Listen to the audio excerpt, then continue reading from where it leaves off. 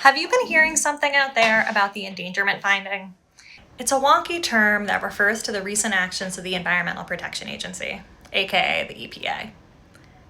They're trying to repeal the foundation of decades of policies that have kept us safe and healthy, even though that's their one main job. And while the name endangerment finding is kind of daunting, it's actually super simple.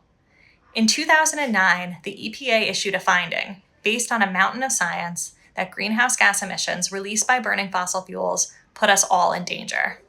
Danger of more frequent and more severe weather disasters and long-lasting damage to our economy, food supply, housing stock, and future overall. So this decision led the EPA to reduce pollution and emissions from power plants, vehicles, and oil and gas sites. And of course, that delivered immediate benefits. Reducing pollution led to cleaner air and water, it slowed the heating of the planet, reduced preventable illnesses and early deaths, and a whole bunch more. And while these things affect everyone, they often do the most damage to frontline communities.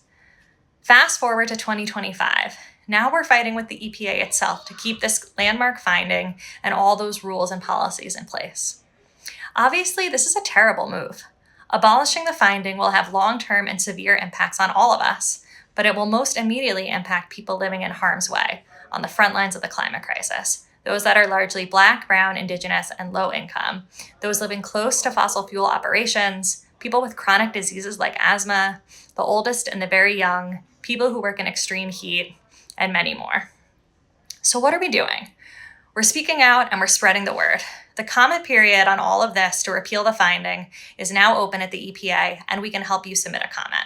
We need to flood the public record with comments about this betrayal to health and our environment. We need to say that it matters to us, to our communities. So submit your comment today.